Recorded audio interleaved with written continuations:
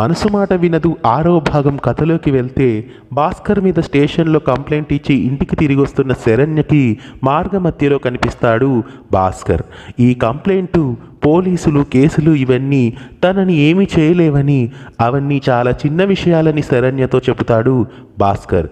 కానీ నాకు దక్కని నిన్ను ఎవరికీ దక్కనివ్వనని తుపాకీ గురి పెట్టి తన ప్రేమని అంగీకరించమంటూ బెదిరిస్తాడు. చుట్టూ ఉన్న ఊరి వాళ్ళందరూ శరణ్య కోసం ప్రాణాలైనా ఇస్తామంటూ ముందుకు వస్తారు. శరణ్య నా కోసమే పుట్టిందంటూ తన చావు బ్రతుకులేవైనా నా చేతుల్లోనే ఉన్నాయని పలికి అక్కడి నుండి వెళ్ళిపోతాడు భాస్కర్.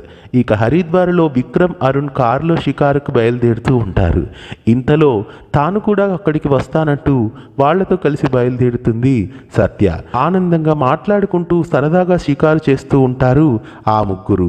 ఓ టీ దుకాణం దగ్గర బండిని నిలిపి టీ తాగుతారు.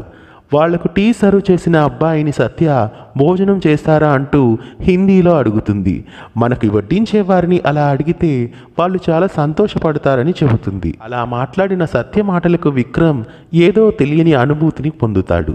శరణ్య భాస్కర్ అన్న మాటలను ఆలోచిస్తూ ఉంటుంది. ఇక విక్రమ్ సత్య అరుణ్లు వెళ్తున్న కారు మధ్యలోనే ఆగిపోతుంది.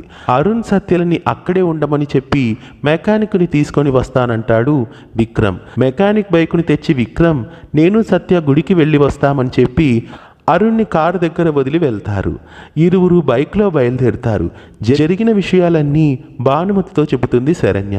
వైజాగ్లో సహకరించిన పోలీస్ ఆఫీసర్ సహాయాన్ని కోరమని శరణ్యకి సలహా ఇస్తుంది భానుమతి.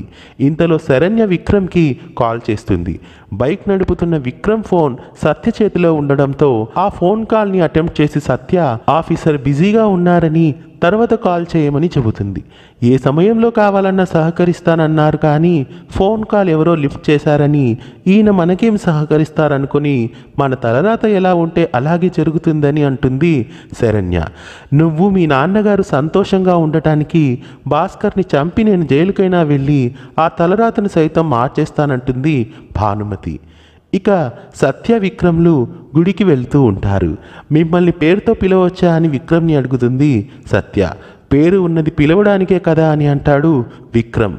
మనం ఇలా కలవడానికి ఇలా రావడానికి ఏదైనా కారణం ఉందేమో అంటాడు విక్రమ్.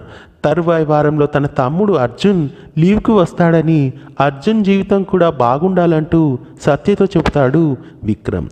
సత్య తనకి పెద్ద కుటుంబం అంటే చాలా ఇష్టమని విక్రమ్తో చెబుతుంది. ఇక భాస్కర్ని అరెస్ట్ చేయడానికి వేలురాజు వస్తాడు. వేలురాజు ముందు భాస్కర్ శరణ్య గురించి ఏదేదో బాగుతాడు. భాస్కర్ మీద కోపంతో వేలురాజు చేయి చేసుకుంటాడు. ఇక ఆ తర్వాత ఏం జరుగుతుందో 7వ భాగంలో తెలుసుకుందాం.